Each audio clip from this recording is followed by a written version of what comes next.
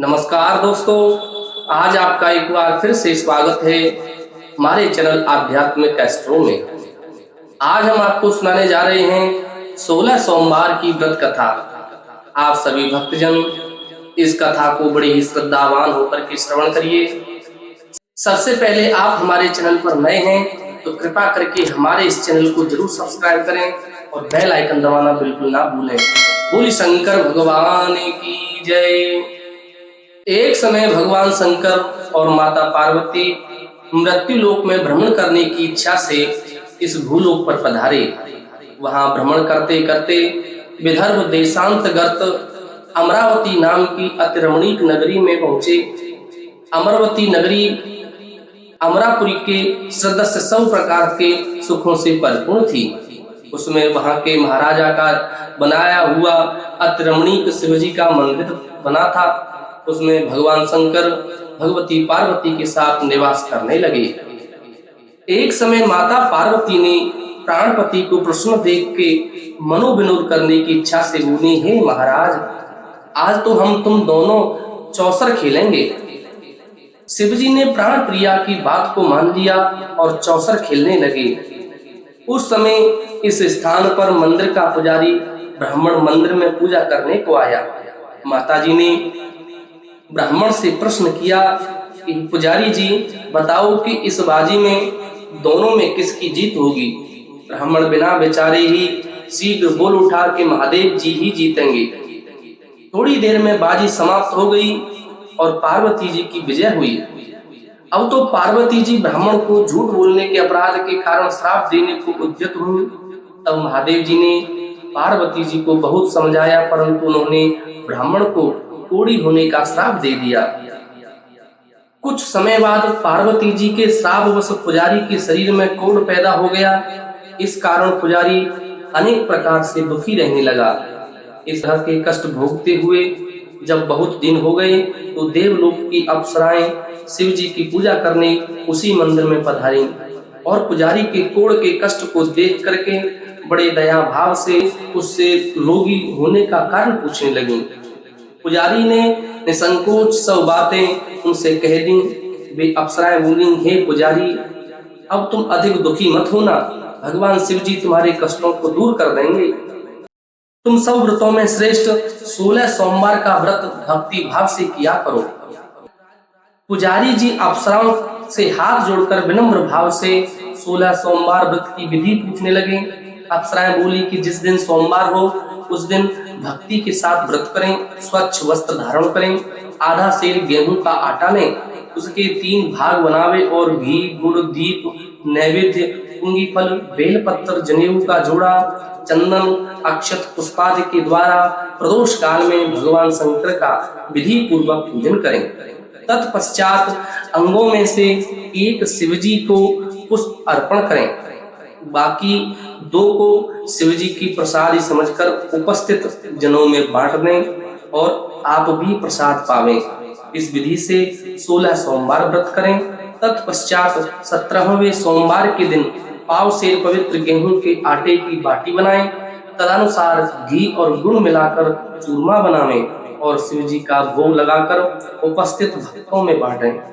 पीछे आप सब परिवार प्रसाद लें तो भगवान शिवजी की कृपा से उसके सभी मनोरथ पूर्ण हो जाते हैं। ऐसा कह करके अप्सराएं स्वर्ग की ओर चली गईं। ब्राह्मण ने यथाविधि 16 सोमवार व्रत किया तथा भगवान शिवजी की कृपा से रोग मुक्त होकर के आनंद से रहने लगा। कुछ दिन बाद जब फिर शिवजी और पार्वती जी उस मंदिर में पधारे तब ब्राह्मण को निरोगी देख करके माता पार्वती जी ने ब्राह्मण से रोग मुक्त होने का कारण पूछा।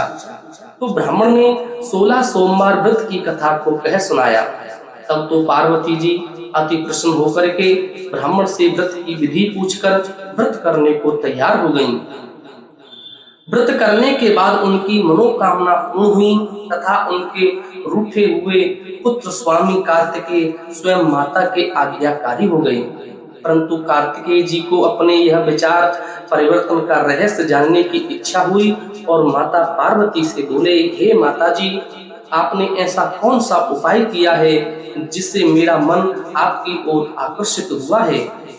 तब पार्वती जी ने वही 16 सोमवार व्रत कथा उनको सुनाई। स्वामी कार्तिकेय जी बोले कि इस व्रत को मैं भी करूंगा, क्योंकि प्रिय मित्र ब्राह्मण बहुत दुखी दिल से परदेश गया है, हमें उससे मिलने की बहुत इच्छा है। कार्तिकेय जी ने इस व्रत को किया और उनका प्रिय मित्र भी मिल गया। मित्र ने इस आकस्मिक मिलन का भेद कार्तिकेय जी से पूछा तो वे बोले, हे मित्र, हमने तुम्हारे मिलने की इच्छा से 16 सोमवार का व्रत किया था। अब तो ब्राह्मण मित्र को भी अपने विवाह की बड़ी इच्छा हुई। कार्तिकेय जी से व्रत की विधि पूछी और यथाविधि व्रत किया। व्रत के प्रभाव से वह किसी कार्यवश विदेश गया तो वहां से राजा की लड़की का स्वयंवर था। राजा ने प्रण किया था कि जिस राजकुमार के गले में सब प्रकार श्रृंगारित हथनी माला डालेगी, मैं उसी के साथ अपनी प्यारी पुत्री का विवाह कर दूंगा। शिव जी की कृपा से ब्राह्मण भी उस स्वयंवर को देखने की इच्छा से राजसभा में एक ओर बैठ गया था। नियत समय पर हथनी आई और उसने जयमाला उस ब्राह्मण के गले में डाल दी। राजा की प्रतिज्ञा के अनुसार बड़ी धूमधाम से कन्या का विवाह उस ब्राह्मण के साथ में कर दिया गया। ब्राह्मण को बहुत सा धन और सम्मान देकर संतुष्ट किया। ब्राह्मण सुंदर राजकन्या पाकर सुख से जीवन व्यतीत करने लगा। एक दिन राजकन्या ने अपने पति से प्रश्न किया कि हे प्राणनाथ, आपने ऐसा कौन सा भारी पुण्य किया जिसके प्रभाव से हथनी ने सब राजकुमारों को छोड़ करके केवल आपको ही वर्ण किया। ब्राह्मण बोला, हे प्राण प्रिय, मैंने अपने प्रिय मित्र कार्तिकेय जी के कथानुसार 16 सोमवार का व्रत किया था, जिसके प्रभाव से मुझे तुम जैसी स्वरूपवान पत्नी की प्राप्ति हुई है। व्रत की महिमा को सुनकर के राजकन्या को बड़ा आश्चर्य हुआ और वह भी पुत्र की कामना करके व्रत करने लगी। शिव जी की दया से उसके गर्भ में एक अति सुंदर सुशील धर्मात्मा और विद्वान पुत्र उत्पन्न हुआ। माता पिता दोनों उस देव पुत्र को पाकर के अति प्रसन्न हुए और उसका लालन पालन भली प्रकार से करने लगे।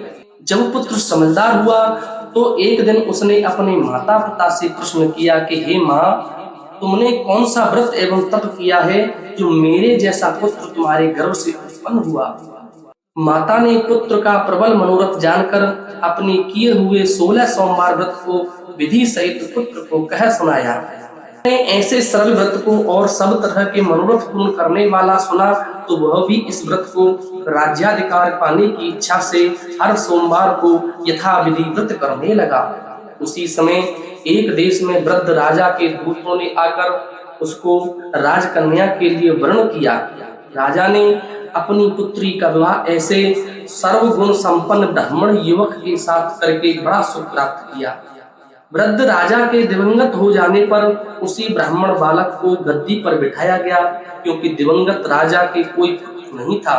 राज्य का उत्तराधिकारी होकर भी वह ब्राह्मण पुत्र अपने 16 सोमवार के व्रतों को करता रहा। जब 17वां सोमवार आया तो विप्र पुत्र ने अपनी प्रियतमा से सब पूजन सामग्री लेकर शिव पूजा के लिए शिवालय में चलने को कहा, परंतु प्रियतमा ने उसकी आज्ञा की परवाह न की। दास दासियों द्वारा सब सामग्रियां शिवालय भिजवा दी गईं और वह खुद नहीं गई। जब राजा ने शिवजी का पूजन समाप्त किया तब एक आकाशवाणी राजा के प्रति हुई। राजा ने सुना कि हे राजा, अपनी इस रानी को राजमहल से निकाल दे, नहीं तो तेरा सर्वनाश कर देगी। आकाशवाणी को सुनकर राजा के आश्चर्य का ठिकाना न रहा। तत्काल ही मंत्रणागृह में आकर अपने सभासदों को बुलाकर पूछने लगा कि हे मंत्रियों, मुझे आज शिवजी की वाणी हुई है कि राजा तू अपनी इस रानी को निकाल दे, नहीं तो यह सब तेरा नाश कर देगी। राजसभाएं मंत्री आज सब बड़े विस्मय और दुख में डूब गए, क्योंकि जिस कन्या के कारण राज मिला है उसी को निकालने का जाल रच रहा है। यह कैसे हो सकता है। अंत में राजा ने उसे अपने यहाँ से निकाल दिया। रानी दुखी हृदय से भाग्य को कोसती हुई नगर से बाहर चली गई। बिना पदत्राण फटे वस्त्र पहने हुए भूख से दुखी धीरे धीरे चलकर वह एक नगर में पहुंची। वहां एक बुढ़िया सूत काट कर बेचने को जाती थी। रानी की करुण दशा देखकर बोली, चल तू मेरा सूत बिकवा दे, मैं वृद्ध हूँ, भाव नहीं जानती हूँ। ऐसी बात बुढ़िया की सुनी। रानी ने बुढ़िया के सिर से सूत की गठरी उतारकर अपने सिर पर रख ली। थोड़ी देर बाद आंधी आई और बुढ़िया का सूत पोटली के सहित उड़ गया। बेचारी बुढ़िया पछताती रह गई और रानी को अपने साथ से दूर रहने को कह दिया। अब रानी एक तेली के घर आई तो तेली के सब मटके शिवजी के प्रकोप के कारण उसी समय चटक गए। ऐसी दशा देख तेली ने रानी को अपने घर में से निकाल दिया। इस प्रकार रानी अत्यंत दुख पाती हुई एक नदी के तट पर गई तो नदी का समस्त जल सूख गया। तत्पश्चात रानी एक वन में गई। वहां जाकर सरोवर में सीढ़ी से उतरकर पानी पीने को गई। उसके हाथ का जल में स्पर्श होते ही सरोवर का नील कमल के समान जल असंख्य पीड़ा में गंदा हो गया। रानी ने भाग्य पर दोषारोपण करते हुए उस जल को भी पी करके पेड़ की शीतल छाया में विश्राम करना चाहा। वह रानी जिस पेड़ के नीचे जाती उस पेड़ के पत्ते तत्काल ही गिर जाते थे। वन और सरोवर जल की ऐसी दशा देख करके गौ चराते ग्वालों ने अपने गोसाई जी से कहा, जो उस जंगल में स्थित मंदिर के पुजारी थे, यह बात बताई। गोसाई जी के आदेशानुसार ग्वाले रानी को पकड़कर गोसाई के पास ले गए। रानी की मुख कांति और शरीर शोभा देख गोसाई जान गए कि यह अवश्य ही कोई विधि की गति की मारी कुलीन स्त्री है। ऐसा सोचकर पुजारी ने रानी से कहा कि हे पुत्री, मैं तुमको अपनी पुत्री के समान रखूंगा, तुम मेरे आश्रम में ही रहो, मैं तुमको किसी प्रकार का कष्ट नहीं दूंगा। गोसाई के ऐसे वचन सुनकर रानी को धीरज हुआ और आश्रम में रहने लगी। परंतु आश्रम में रानी को भोजन बनाते उसमें कीड़े पड़ जाते, जल भर के लाती उसमें कीड़े पड़ जाते। अब तो गोसाई जी भी दुखी हुए और रानी से बोले कि बेटी, तुम्हारे ऊपर कौन से देवता का कोप है जिससे तुम्हारी ऐसी दशा हुई है। पुजारी की बात सुन रानी ने शिवजी महाराज के पूजन का बहिष्कार करने की कथा को कह सुनाया। तो पुजारी शिवजी महाराज की अनेक प्रकार से स्तुति करते हुए रानी से बोले कि हे देवी, तुम सब मनोरथों के पूर्ण करने वाले 16 सोमवार व्रतों को करो, उसके प्रभाव से अपने कष्ट से मुक्ति पा सकोगी। गोसाई की बात सुनकर रानी ने 16 सोमवार व्रतों को विधिवत संपन्न किया और 17वें सोमवार को पूजन के प्रभाव से राजा के हृदय में विचार उत्पन्न हुआ कि रानी को गए बहुत समय व्यतीत हो गया है, न जाने वह कहां कहां भटकती रही होगी, उसे ढूंढना चाहिए। यह सोचकर रानी को तलाश करने के लिए चारों दिशाओं में दूत भेज दिए गए। वे दूत रानी को देखते हुए पुजारी के आश्रम में जा पहुंचे। वहां रानी को पाकर पुजारी से रानी को मांगने लगे, परंतु पुजारी ने उनको मना कर दिया। तो दूत चुपचाप लौटे और आकर महाराज से सन्मुख रानी का पता बताया।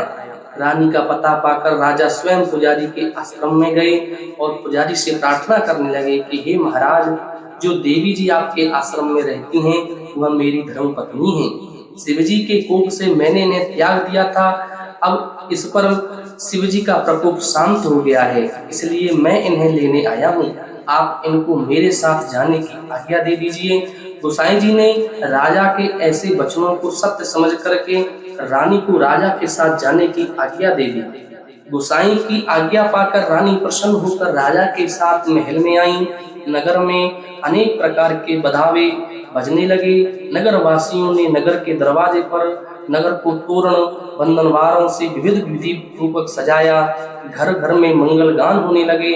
पंडितों ने विविध वेद मंत्रों द्वारा उच्चारण करके अपनी राजरानी का स्वागत किया। ऐसी अवस्था में रानी ने पुनः अपनी राजधानी में प्रवेश किया। महाराज ने अनेक तरह से ब्राह्मणों को दान आदि देकर के संतुष्ट किया। याचकों को धन धान्य दिया। नगरी में स्थान स्थान पर सदा व्रत खुलवाए जहाँ भूखे लोगों को भोजन मिलता था। इस प्रकार से राजा शिवजी की कृपा का पात्र हो राजधानी में रानी के साथ अनेक तरह के सुखों को भोग करके सोमवार का व्रत करने लगा। विधिवत शिव पूजन करते हुए इस लोक में अनेकानेक सुखों को भोगने के पश्चात वह शिवपुरी को भी पधारे। ऐसे ही जो मनुष्य मनसा वाचा कर्मणा द्वारा भक्ति भाव सहित 16 सोमवारों का व्रत धारण करते हैं या व्रत का पूजन करते हैं, वे समस्त शोकों को भोगकर अंत में शिवपुरी को प्राप्त होते हैं। यह व्रत सब मनोरथों को पूर्ण करने वाला है। बोलिए शंकर भगवान की जय। आपको यह कथा अच्छी लगी हो तो कृपा करके हमारे चैनल को जरूर सब्सक्राइब करें और बेल आइकन दबाना बिल्कुल ना भूलें। बोल शंकर भगवान की जय। हर हर महादेव।